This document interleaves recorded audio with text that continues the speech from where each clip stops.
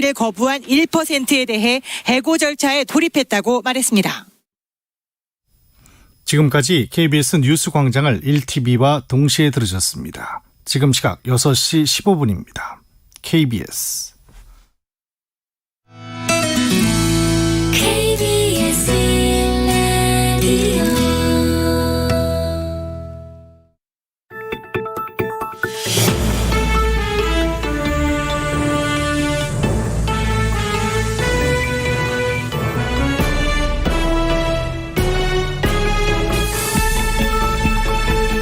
오늘 아침 일라디오. 인디언들은 달력을 만들 때 단순한 숫자 대신에 주위에 있는 풍경 변화나 마음의 움직임을 주제로 그 달의 이름을 붙였다고 하죠. 이름이 재미있습니다. 인디언들은 9월을 어린 밤 따는 달, 다 거두는 달, 나뭇잎이 떨어지기 시작하는 달, 쌀밥 먹는 달로 표현했습니다. 지난 한 달 돌아보니까 정말 인디언들 달력처럼 9월은 우리에게 햅쌀밥도 선물하고 어린 밤도 주고 정말 많은 걸 거둘 수 있게 해준 것 같은데요. 또 한가위 보름달에다가 청명한 하늘, 화창한 가을 햇살에 선선한 바람까지 아름다운 계절도 선물해줬습니다. 9월의 마지막 날입니다. 좋은 기운, 또 행복했던 기억들로 지난 한 달을 차분하게 마무리해보시면 어떨까 싶습니다. 9월 30일 목요일 오늘 아침 일라디오 출발합니다. 저는 아나운서 김재홍입니다.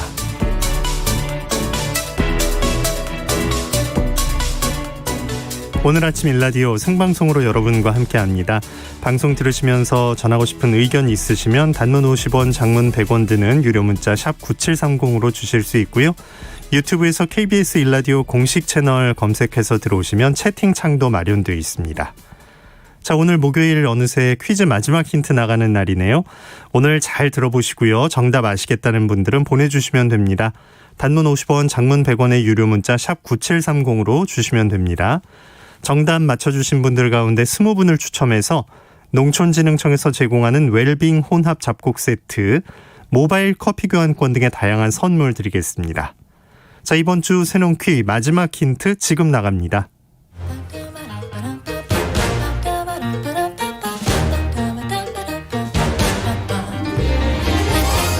우리 땅, 우리 바다에서 자란 맛있고 건강한 우리 농수산물을 알아맞히는 세상의 모든 농수산물 퀴즈, 새로운 퀴즈. 안녕하세요. 퀴즈 내는 성우 송기원입니다. 이것은 1년에 2번 제철을 맞습니다. 봄과 가을이죠. 봄에는 산란전 알을 품고 있는 암컷을 간장에 담가 오래 두고 먹으면 좋고요. 가을에는 통통하게 살이 오른 수컷을 골라 담백하게 쪄먹거나 탕으로 먹으면 일품입니다. 그럼 암수 구별은 어떻게 할까요? 배를 보면 알 수 있는데요. 암컷은 배 부분이 둥글고 넓적하고요. 수컷은 좁고 뾰족하게 생겼습니다. 맛도 좋고 영양도 풍부한 가을 이것 무엇일까요? 정답 아시는 분들은 단문 50원, 장문 100원이 드는 유료 문자 샵 9730으로 보내주세요. 20분께 행운의 선물 드리겠습니다.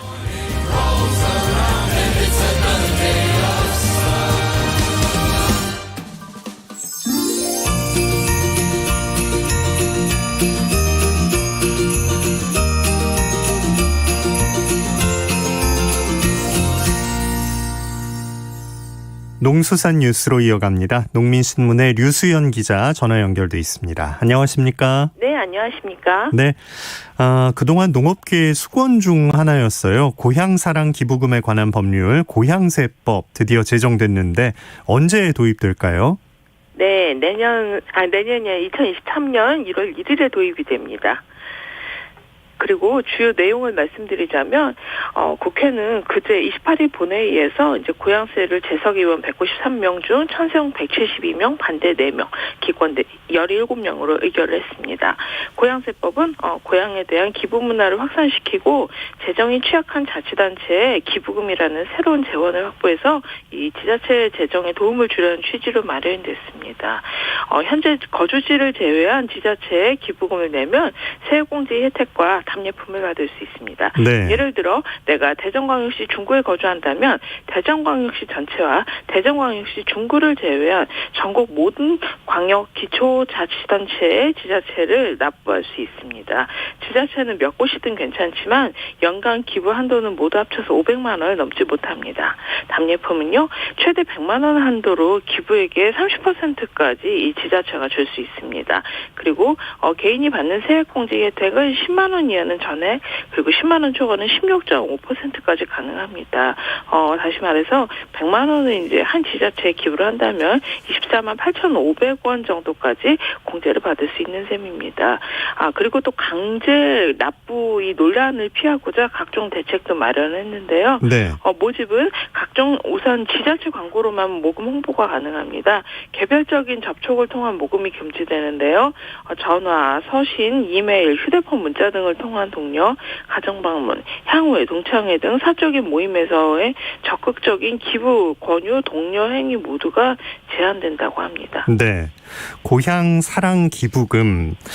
이번 법안 통과에 대한 기대가 좀 있는데 실제로 반응 어떻습니까?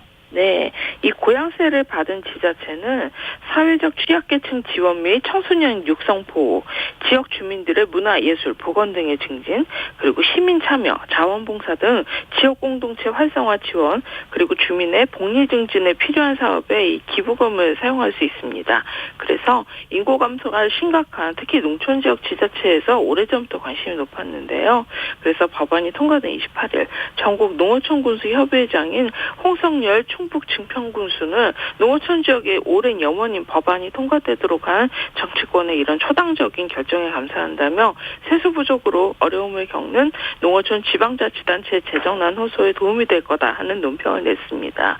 그리고 또 특히 농촌 지자체는 기부자에 대한 답례품은 지역 농특산물을 선택할 가능성이 높습니다. 네. 그래서 한농연, 한국농축산연합회, 한국농촌지도자중앙연합회 등 이 농업계 단체들도 일제히 환영 성명을 내놓았습니다.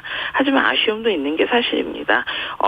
연명배 충남대학교 명예교수는 비슷한 제도를 2008년부터 운영하는 일본에서는 파격적인 세제 혜택을 제공하는데 우리는 이에 비해서 기부를 유인하는 대책 자체가 굉장히 취약하고 또 규제의 초점이 상당히 많이 잡혀 있어서 아쉽다라는 평가를 내기도 했습니다. 예. 예.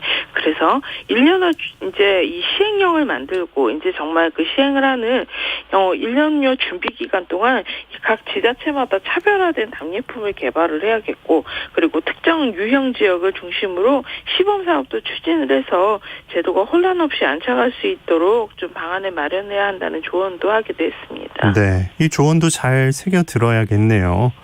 고향세 제정되기까지 참 우여곡절도 많았는데 어떤 일들이 있었죠?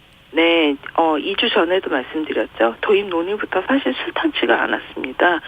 실제로 고향세라는 것이 이 개념이 처음 거론된 게 2007년 문국현 그 창조한국당 당시 대선 후보의 공약이었습니다.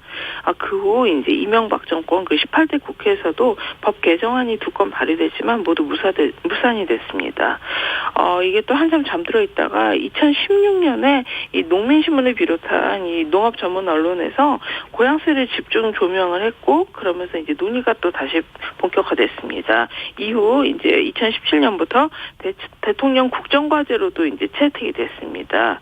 20대 국회에서 여야 의원들이 고향세 입법화를 본격 추진을 했지만 이 수도권 지자체 등의 반발로 상임위인 행정위원회 즉 행안위 문턱조차도 넘지를 못했습니다. 네. 예, 그리고 21대 국회에서 개회 한 달 만인 작년 9월에 상임위를 통과를 했습니다.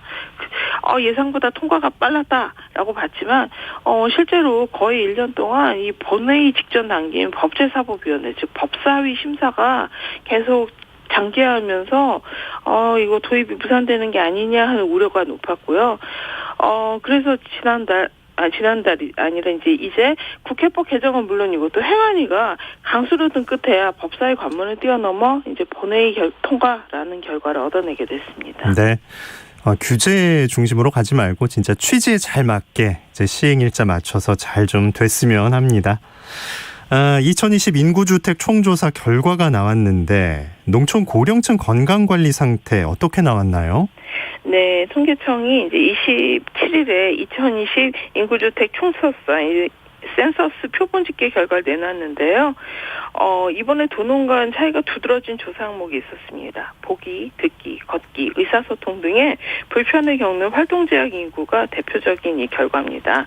지난해 이제 전국을 봤을 때 전체 인구의 6.2%가 이런 일상적인 활동에 제약을 겪었는데요. 특히 지역별로 보면은 읍면 지역이 8.7%로 동지역이 5.7%보다 3포인트 높았습니다.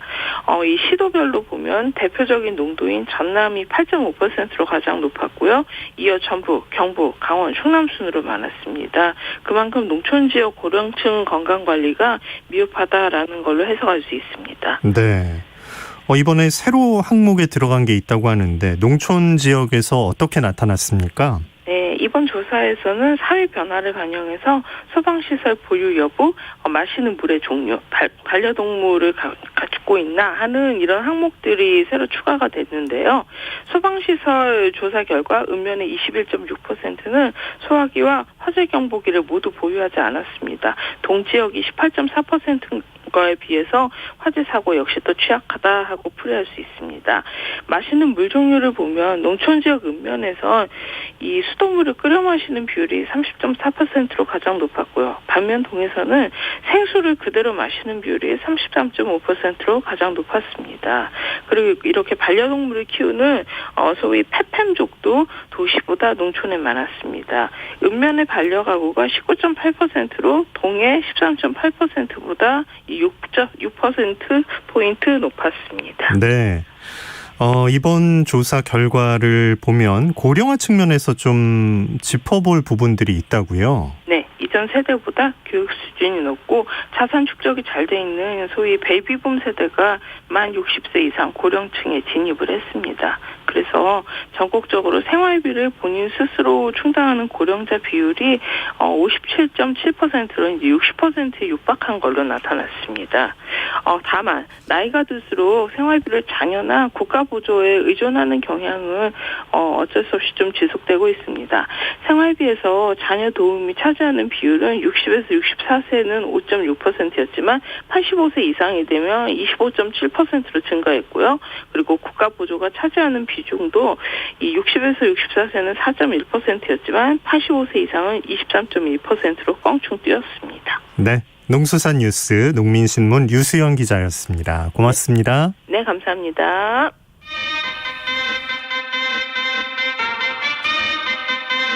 아침이다. 활기찬 하루를 여는 오늘 아침 1라디오 건강한 아침 습관. 안녕하세요. 오늘 아침 힐링타임. 저는 필라테스 하는 방송인 양정원입니다. 오늘은 기지개를 활짝 펴볼까요? 양팔을 머리 위로 들어 올려 깍지를 끼시고요. 여의치 않은 분은 한 팔만 들어 올린 후 위로 힘껏 뻗어주세요. 가능하신 분들은 오른팔을 위로 뻗은 채 왼손으로 오른쪽 팔꿈치를 지그시 끌어올려주세요. 하나, 둘, 셋, 넷, 다섯. 반대쪽도 하나, 둘, 셋, 넷, 다섯. 어깨에서부터 등, 팔 근육이 당기듯이 쭉 끌어올려서 스트레칭을 합니다. 가능하시면 5초간 3회씩 반복해주세요. 오늘도 여러분의 건강한 하루를 응원합니다. 저는 양필라 양정원이었습니다.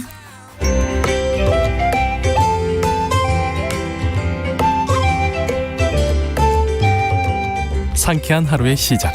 KBS 오늘 아침 1라디오. 농어촌에서 발생할 수 있는 법적 분쟁 상황을 보다 현명하고 지혜롭게 대처할 수 있는 방법을 배워봅니다. 우리 동네 박변홍사 법률사무소 한아름의 박형윤 변호사와 전화 연결합니다. 안녕하십니까? 안녕하세요. 네, 어제 그제 우산 들고 다녔었는데 변호사님 계신 곳도 비가 내렸나요? 지금도 내리고 있습니다. 아이고, 지금쯤 내리는 비, 예. 수학철인데 어떻습니까? 수확을 앞두고 내리는 비는 좋지 않습니다. 특히 이제 벼 재배를 앞두고 있는데요. 벼 수확을 해야 되는데 비가 자꾸 내리게 되면 논이 이제 좀 이렇게 질어지기 때문에 콤바인 같은 게 빠질 수가 있거든요. 아이고, 예. 아무래도 농사일 수확하는데 좀 시간이 더 많이 걸리게 되고요. 그래서 아마 지금 비가 온 이후에 좀 이렇게 비가 좀 그치고 나면은 네. 해가 뜬 상태에서 좀 말려가지고 이제 재배를 해야 되는 거고요. 반대로 지금 이제 김장배추나 뭐 이런 거 심은 데는 이제 막 심었기 때문에 비가 아주 단비입니다. 네. 농사도 이제 시기별로 달라서 이 비가 장단점이 있는 것 같습니다. 그렇네요. 네. 비가 오면 일단 땅이 질어지니까 뭔가 네. 그 경계에 있는 것들 말뚝 같은 게 넘어질 수도 있고 이런 문제 오늘 이웃들 간의 토지 경계에 대한 얘기 준비해 주셨죠? 네, 그렇습니다. 아무래도 이게 토지 경계라는 게 그 논 같은 경우에는 경지 정리가 잘 돼 있거든요. 네. 근데 이제 밭이나 이런 곳에서는 좀 정리가 좀 잘 안 돼 있고요. 특히 이제 임야를 밭으로 이제 개간해서 쓰는 곳은 더더욱 더 이게 경계가 모호해가지고 딱 지금 추수철이 되게 되면은 과연 누구 농작물인가 이거에 대한 다툼이 상당히 많거든요. 네. 그래서 한번 준비해봤습니다. 네, 오늘의 사례 함께 들어보고 이야기 나누겠습니다.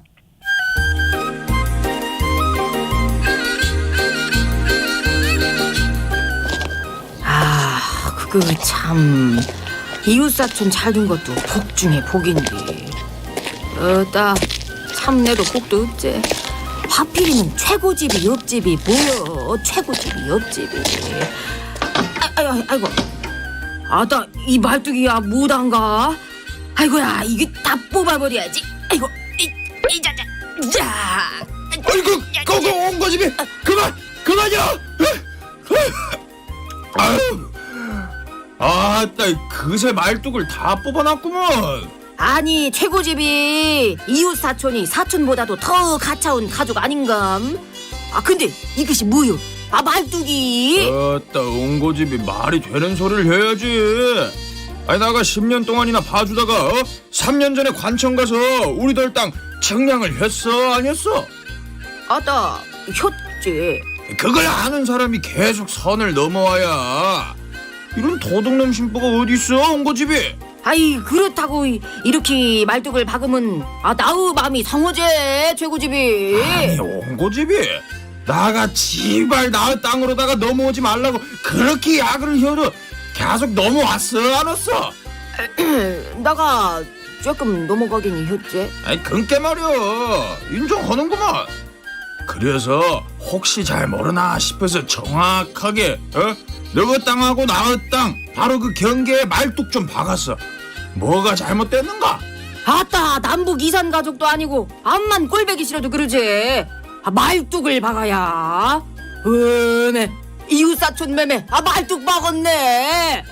으따 최고집이 어디 말뚝 박고 잘 사나 보자고. 아이고 말뚝 좀 말뚝을 박어. 아유 정말 진짜.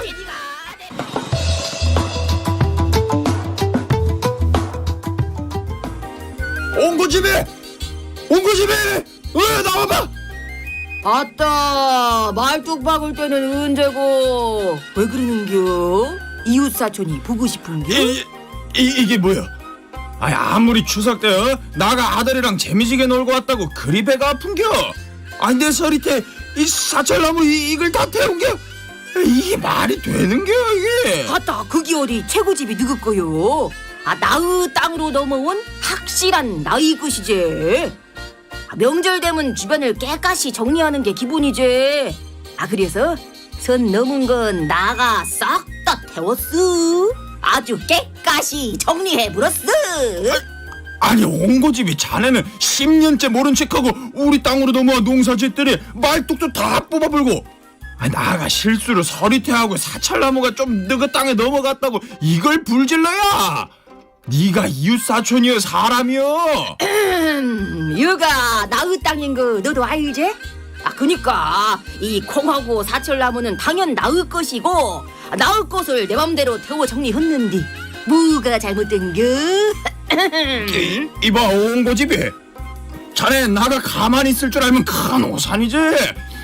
법대로 할 텐께 꼼짝 말고 지달리 보더라고. 자넨 절도고 손괴야 이거. 나가 농사지은 콩 얼른 내놔. 사철나무 돌리도. 하다 나우 땅에 심어진 거면 다 내낀디. 그게 무슨 죄가 된다는 거요. 할 때면 해보더라고. 맘대로 혀. 나는 사과할 생각 콩할 만큼도 없고 콩도 절대 돌려줄 생각이 없구만. 아유 그거 참 오히려 적반하장일세. 아이고 참.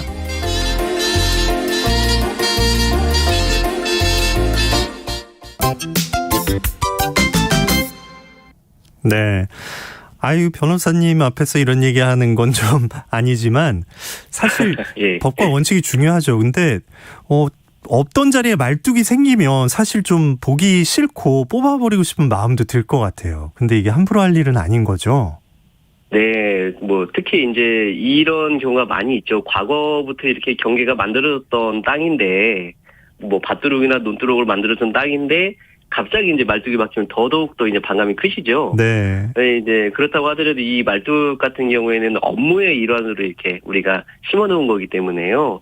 그거를 이제 잘못 건드리시면 업무방해죄로 처벌받을 수가 있어요. 아이고. 근데 업무방해죄가 뭐 이제 뭐 여러 가지 처벌이 있겠지만 통상 뭐 이제 벌금형의 처벌이 많기는 하지만 그래도 징역형까지도 처벌이 가능하기 때문에 이런 부분들은 좀 주의하셔서 조심하시면 좋을 것 같고요. 네. 말뚝이 상당히 오랫동안 이제 심어져 있는 상태에서 그 말뚝으로 이제 경계가 형성됐다고 하면 또 경계침범죄가 같이 성립할 수 있거든요. 네. 이런 부분까지 좀 고려를 해서 주의하시면 좋겠습니다. 함부로 만지시면 안 됩니다. 예. 네. 이게 진짜 이웃인데 서로 또 조금씩 그 침범하고 있다는 건 다들 알고 있었고, 근데 감정적으로 이제 사과도 서로 안 하고 이런 문제가 시작이 됐습니다. 말뚝을 건드리는 건 업무방해로 돼서 또 다른 것까지 더해질 수 있으니까 조심하셔야 하는데, 그 이웃 땅에 심어진 콩의 소유는 그럼 어떻게 되는 건지, 그게 땅 주인 것이 되는 건지 아니면 그걸 키운 사람의 소유가 되는지, 이 부분은 어떤가요? 예, 농작물은 키운 사람 소유입니다. 네. 농작물은 이게 재배하는데 오래 걸리지 않죠. 그래서 아무래도 토지에 대한 방해가 적기 때문에 일단은 그 농작물을 경작한 사람의 소유가 되고요. 그렇기 때문에 경작한 사람의 소유여서 토지주가 이제 그거를 어떻게 보면은 베어버리거나 가지고 가서 뭐 드시거나 이랬을 때는 범죄가 성립할 수가 있고요. 아무래도 경작자의 소유니까. 그래서 베어버린 경우에는 손괴죄가 성립할 수 있고 가지고 가셔서 드셔버리면 절도죄가 성립합니다. 아이고, 아까 네, 손괴 토지주께서 조심하셔야 돼요. 손괴 절도 얘기했는데 그게 맞았네요. 예. 콩을 꺾어 간 건데 그러면 돌려달라고 할 때 돌려주는 게 그 큰 일로 안 가는 방법이겠네요. 그렇죠. 남이 심어놓은 걸 알고 가져갔다고 하면 이미 범죄가 성립하는데요. 아이고. 실수할 수도 있잖아요, 우리가 착각해가지고. 네. 그런 경우에 이제 뭐 절도죄나 손괴죄가 성립하지는 않겠지만 나중에 이제 남이 왜 내 거 이렇게 가져갔습니까 하고 뭐라고 하면 반환해줘야 되는데 안 해주게 되면 횡령죄가 또 문제가 될 수 있거든요. 네. 그래서 그런 부분 고려를 하셔야 되고요. 남의 거는 과감하게 남한테 주셔야 되고 내 것만 챙겨주셔도 아마 충분하실 겁니다. 네. 아유, 마지막으로 이제 콩 얘기로 마무리가 됐었는데, 소유권이 네. 이제 진짜 말씀하신 대로 오래 걸려, 그 땅을 오래 쓴 게 아니니까 키운 사람에게 네. 소유권이 있다고 하면 나무는 어떤가요? 아까 나무를 태워버렸다고 했는데요. 나무는 우리가 심으면 굉장히 오랫동안 이렇게 재배를 해야 되는 거잖아요. 네. 나무도 요새 농사를 짓는 분이 많이 계시는데 단연간 농사를 지으셔야 되기 때문에 이게 토지의 피해가 굉장히 많거든요. 그리고 또 나무는 별도로 이렇게 소유권을 표시하는 방법이 따로 있습니다. 이렇게 뭐 줄 같은 걸로 쭉 둘러가지고 누구 거라는 표만을 걸어온다든지 우리가 이제 임목법에 관련된 이제 등기를 한다는 이렇게 별도로 이제 소유권 표시하는 방법이 있기 때문에 예. 토지와는 별도로 이제 분리되는 소유권이 인정될 수가 있거든요.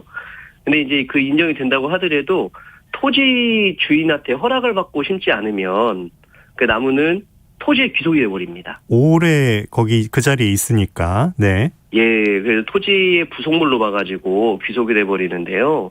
그래서 이제 토지에 대한 권리가 없이 나무를 식재했을 경우에는 토지주가 이제 소유자가 되는 거고 반대로 토지를 임차하거나 뭐 전세를 하거나 이런 식으로 권리를 취득해서 하게 되면 심은 사람의 소유가 되는 거거든요. 그래서 지금 여기 같은 경우에는 그러니까 그 남의 땅에다가 뭐 권리를 얻지 않고 실수로 심었기 때문에 토지주의 소유가 돼서 그 나무를 뭐 이렇게 잘라내거나 뭐 캐거나 이렇다고 하더라도 범죄가 되지는 않습니다. 토지주의 소유이기 때문에요. 네, 그래서 농작물과 그 나무 같은 경우에는 소유권 관계로 구분을 잘 하셔야 되거든요. 그렇네요. 사실 오늘 요 문제가 있어가지고 제가 설명드리려고 한 건데요. 그 농작물은 경작자, 나무 같은 경우에는 토지에 대한 권리가 있느냐 없느냐에 따라서 토지에 대한 권리가 없으면 토지 소유자, 권리가 있으면 심은 사람, 이렇게 소유관계가 달라진다는 걸 명심하셔야 되겠습니다. 아유, 분명하게 좀 정리가 되네요. 자, 그럼 오늘 그 주인공인 최고집시와 옹고집시 서로에게 어떤 그 보상을 해줘야 하는 걸까요? 남의 땅에다가 경작을 하거나 나무를 심었으면은요, 토지 사용에 대한 제한을 한 거잖아요. 피해를 준 거잖아요. 그래가지고 나무를 심거나 경작을 한 사람은 그 토지 사용료 상당히 이제 손해를 물어줘야 되겠고요. 네. 반대로 이제 농작물을 캐가거나 이렇고 뭐 나무를 이렇게 태우거나 이런 것들은 또 반대로 이제 그거를 심은 사람 내지는 경작한 사람한테 피해가 간 거기 때문에 시가상당의 손해를 물어줘야 됩니다. 그래서 이런 피해가 서로 발생하지 않도록 조금 더 주의를 하시면 굉장히 오랫동안 힘들게 경작하신 농작물이나 나무에 대해서 감정도 쌓이지 않고 좋을 것 같습니다. 네. 그런데 이거는 오늘 그 경계에 대한 부분이니까 뭐 주택가나 다른 지역에서도 비슷한 사례가 있을 것 같네요. 뭐 펜스를 갑자기 하루아침에 쳐버린다든지. 예. 네. 예, 굉장히 사례가 많고요. 뭐 펜스 치는 것도 치는 거지만 우리가 지내다 보면 아무래도 귀농귀촌 하신 분들하고는 경계 다툼이 많이 있고 또 특히 이제 통행로 관련돼서 상당히 많이 있는데요. 특히 집하고 가까이 있으면서 나무가 넘어왔다.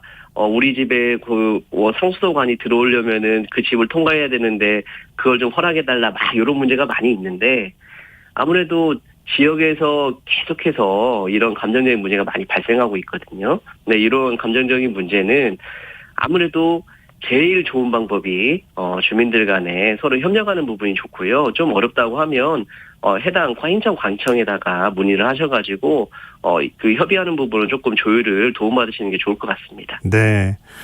또 중재를 누가 해줄 수 있는가 이 부분도 참 중요할 것 같고 실제 그 업무를 하시다 보면 찾아오는 분들이 더 많습니까? 아니면 그냥 넘어가는 분들이 더 많습니까? 요즘 들어서 찾아오신 분이 굉장히 많고요. 아이고, 네. 찾아오신 분이 많은 이유는 새로운 이제 어떻게 보면 새로운 지역에서 이렇게 유입되시는 분들이 상당히 많으셔서 그러는데요. 네.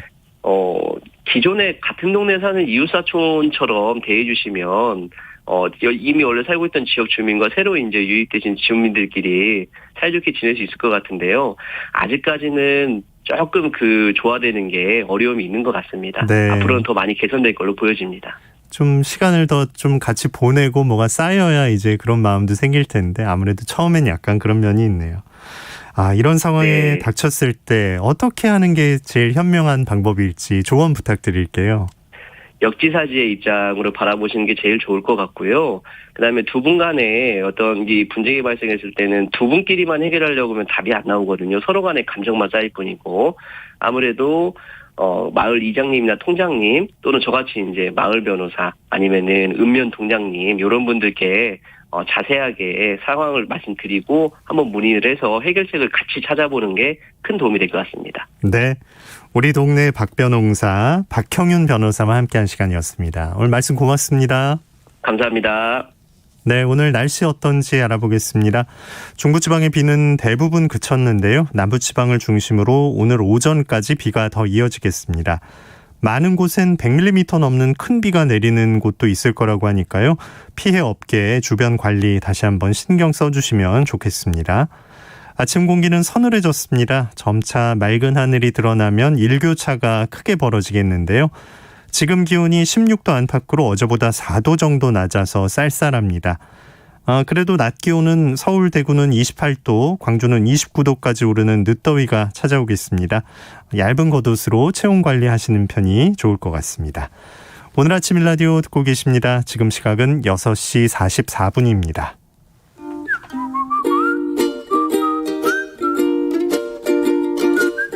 오늘 아침 일라디오 김재용 아나운서의 진행으로 듣고 계십니다.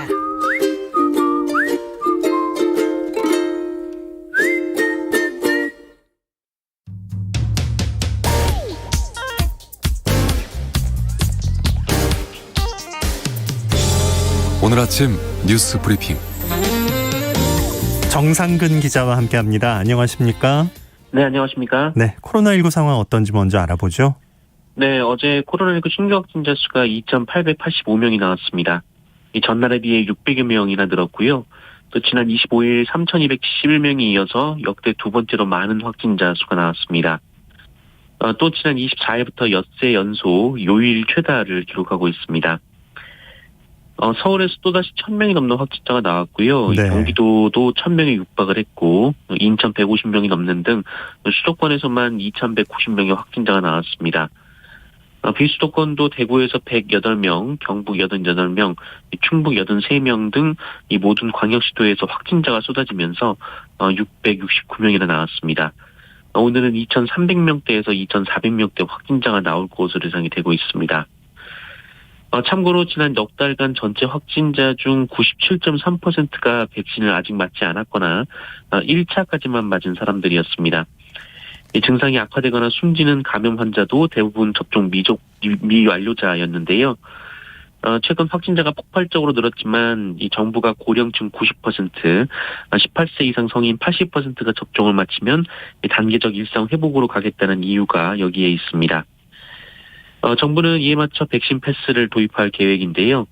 이 백신 패스를 가진 사람들에게는 거리두기 완화 등의 혜택을 주는 대신 미접종자들은 음성 확인서를 지참하지 않으면 다중이용시설이나 행사에 참석하는 것을 제한하는 등 오히려 방역을 강화할 계획입니다.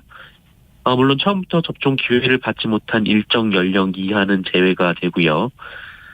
현재 미접종자 571만 명에 대한 추가 예약률이 6.1%에 그치고 있는데요. 정부는 예약이 마감되는 오늘까지 최대한 접종에 참여해달라고 당부했습니다. 네. 윤석열 전 검찰총장 부친의 집을 화천대유 대주주 가족이 매입을 해서 논란이 되고 있어요. 네, 윤석열 후보 부친 윤기중 연세대 명예교수가 보유했던 이 서울 연희동의 주택을 화천대유 대주주 김만배 씨의 누나가 매입했다라는 보도가 열린공감TV에서 나왔습니다. 의혹을 제기하는 측에서는 김만배 씨가 법조 출입기자로 법조인들과 돈독한 관계를 형성하고 있었고 또 주택 매매가 이루어진 시점이 윤석열 전 총장이 서울중앙지검장에서 검찰총장으로 이동하던 시기였다면서 사실상 주택 매매를 빙자한 뇌물을 준 것 아니냐라는 건데요. 하지만 윤석열 전 총장 측은 소개를 받고 팔았기 때문에 당시 그 집을 산 사람이 누구인지도 몰랐고 또 부친의 건강이 좋지 않아서 시세보다 싸게 내놨다라고 반박했습니다. 실제로 연희동 자택은 대지 면적이 95평으로 시세가 30억 원 정도에 형성된 것으로 전해졌는데요. 19억 원의 매매가 이루어졌다라고 합니다. 하지만 열린공감TV 측은 이 세금을 탈루하기 위한 다운 계약이라는 의혹을 제기하고 있고요. 당시 윤기중 교수가 이사갈 집 잔금까지 모두 치른 마당에 급하게 집을 팔아야 할 이유가 없다라고 주장했습니다. 또 인근 부동산을 전수조사했지만 해당 주택이 매물로 등록되지 않았다라고 주장했는데요. 윤석열 전 총장 측은 법적 조치를 취하겠다라고 밝혔습니다. 네. 화천대유 관련해서는 지금 검찰 수사가 본격화되고 있죠. 네, 그렇습니다. 이 검찰이 어제 화천대유와 천화동인 4호의 실소유주인 남욱 변호사 사무실 그리고 성남 도시개발공사에 대한 압수수색에 돌입했습니다. 또한 유동규 전 성남 도시개발기획본부장에 대한 이 출국 금지 조치도 내렸습니다. 앞서 서울중앙지검은 전담 수사팀을 꾸렸다라고 밝혔는데요. 이 검사가 17명이나 포함이 됐습니다. 일선 지청 정도의 규모인데요.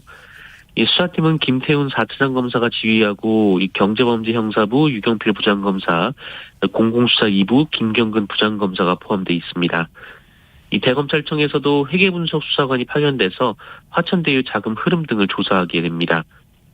이 박범계 법무부 장관은 문제의 사건을 치우침 없이 진상규명하겠다는 검찰총장의 의지가 있었다라면서 즉각 검사 파견을 승인했다라고 밝혔습니다. 네. 성남 백현지구에 대해서도 개발 특혜 의혹이 나왔어요. 네, 어제 KBS는 성남시 시유지인 백현지구 개발 당시 연구 용역업체와 이 개발업체가 사실상 같은 회사라면서 특혜 의혹을 제기했습니다. 이 백현지구 개발은 이재명 당시 시장이 주요 개발 사업 중 하나로 추진한 곳인데요. 성남시는 개발 계획을 확정하기 전인 2013년 해당 부지의 개발 방향을 제안하는 연구 용역을 A업체에 맡겼고 이 A업체가 해당 부지에 호텔 등 숙박시설 유치를 제안했습니다. 그리고 성남시가 B업체에 이 호텔 개발을 맡겼는데 알고 보니 A업체와 B업체가 등기이사도 거의 같고 소재지 주소도 같은 사실상 같은 회사다라는 겁니다. 그러니까 A 회사가 이 지역에 호텔을 짓자라고 제안하고 사실상 같은 회사가 호텔을 맡아서 짓고 있는 건데요. 네. 특히 사업자 선정 과정에서 성남시는 공개 입찰 없이 수의 계약으로 진행을 했는데 이 KBS는 시유지를 민간에 빌려주려면 이 공유재산법 등에 따라서 공개 입찰을 거치는 것이 원칙이다라고 보도했습니다. 이에 대해 성남시는 A업체와 B업체가 같은 업체인 것을 몰랐다라는 입장이고요. 이 공개 입찰을 한 이유는 외국인 투자추측법이 정한 규정 때문이며 또 해당 지역은 수익이 나기 어려워서 성남시가 사업자를 유치한 것이다라고 설명했습니다. 네. 자, 윤석열 전 검찰총장 시절에 대검이 그 장모 변호 문건을 만들었다고요?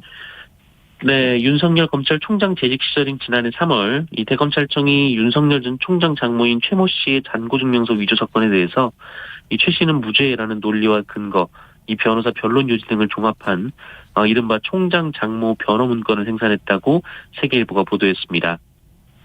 이 총장 가족이 개인적 사건에 이 대검 조직이 부적절하게 동원돼 변호 활동을 한 것 아니냐라는 지적인데요. 이전에 이미 알려진 장모 대응 문건과는 다른 이 별개의 문건이라고 합니다. 이에 대해 윤석열 전 총장 측은 검찰총장 시절에 어떤 위법 부당한 지시를 한 사실이 없다라고 해명했고요. 최 씨의 변호인은 어떤 문건도 검찰에 건네거나 받은 사실이 없다라고 말했습니다. 당시 대검 관계자는 장모 의혹 4건과 관련해서 소관부서에서 많은 자료를 받아 검토했다면서도 이 자료가 어떤 자료인지는 기억나지 않는다라고 밝혔습니다. 네. 자, 언론중재법 개정안은 지금 어떻게 돼가고 있나요? 네, 어제 오전만 해도 민주당 지도부가 강행 처리할 분위기였습니다만 이 징벌적 손해배상제 등을 골자로 하는 해당 법안은 연말까지 논의를 더 하기로 했습니다. 어제 여야는 언론중재법 개정안을 본회의에 올리지 않는 대신 이 미디어 특별위원회로 넘기기로 했는데요. 이 특위는 여야 동수로 18명으로 구성이 되고 언론중재법은 물론 정보통신망법, 방송법, 신문법 등도 함께 논의해보기로 했습니다. 일단 여야가 며칠간의 집중적인 논의에도 합의에 이르지 못했고 이 박병석 국회의장도 합의가 안 된 상태에서 처리를 하는 것에 부담을 느꼈던 데다가 또 민주당 내부에서도 대장동 이슈 등으로 여야가 첨예하게 맞붙고 있는 데다 다음 달부터 국정감사가 시작되는 점 그리고 국제사회와 청와대의 우려 등으로 우려가 있었던 점이 고려가 됐던 것으로 전해졌습니다. 네. 자, 북한이 최근에 미사일을 쐈는데 여기에 대한 설명을 내놨죠? 네, 북한이 어제 노동신문을 통해 이 전날 발사한 미사일은 새로 개발한 극초음속 미사일 화성 8형이라고 밝혔습니다. 그러면서 시험 발사를 통해 안정성과 기술적 지표 등을 확증했다며 만족한다라는 입장을 밝혔습니다. 또 이날 시험 발사에는 박정천 당 중앙위원회 비서가 참관을 했으며 김정은 위원장은 불참했다라고 전했습니다. 이 극초음속 미사일은 최대 속도가 음속의 5배를 넘고 궤적이 일정하지 않아서 요격이 상당히 어려운 것으로 알려져 있는데요. 하지만 합동참모부는 북한의 미사일이 아직 초기 단계라면서 한미 연합자산으로 요격할 수 있다라고 밝혔습니다. 네. 자, 서울시가 택시 기사분들을 폭력에서부터 보호하기 위한 그런 조치들을 시행할 거라고요? 네, 승객에게 폭행을 당해본 택시기사분이 얼마나 될까요? 이 무려 전체의 74%에 달한다는 통계가 있습니다. 네. 얼마 전에는 이용구 전 법무부 차관이 술에 취한 채 택시기사분을 폭행해 무리를 빚은 바도 있는데요. 서울시가 이 택시기사분들이 비상 상황에 처했을 경우 이 경찰 신고를 쉽게 할 수 있도록 이 카드 결제 단말기에 신고 버튼을 만들기로 했습니다. 또 운전석과 뒷자리를 분리하는 투명 보호벽도 설치를 늘릴 계획입니다. 승객들이 요금을 결제할 때 불편하지 않게 이 기존 보호벽보다 구멍을 키우고 기사들이 후방을 보는데도 지장이 없도록 빛이 덜 반사되는 재질로 바꾸기로 했습니다. 서울시는 연말까지 택시 500여 대의 이 보호벽 설치를 지원하고 카드 결제기 신고 서비스는 올해 안에 시작할 예정입니다. 네. 자, 일본의 새 총리가 정해졌어요. 네, 일본은 의원내각제여서 국민들이 총리를 뽑지 않고 이 자민당에서 총재를 뽑으면 이 총재가 총리가 되는 시스템인데요. 네. 어제 있었던 자민당 총재 결선 투표에서 기시다 후미오 전 외무상이 고노다로 행정개혁상을 따돌리고 선출이 됐습니다. 기시다 전 외무상은 다음 주 월요일부터 일본의 100대 총리에 취임하게 될 텐데요. 이 기시다 신임 총재는 아베의 뒤를 이을 후계자로 분류가 되고 있습니다. 2007년 아베 정권 당시 이 내각부 특명 대신으로 처음 입각했고 2차 아베 정권에서는 4년 8개월간 최장수 외무상을 지냈습니다. 영토 문제에 대응하겠다며 자위대 관련법을 바꿔야 한다라고 주장을 했고 또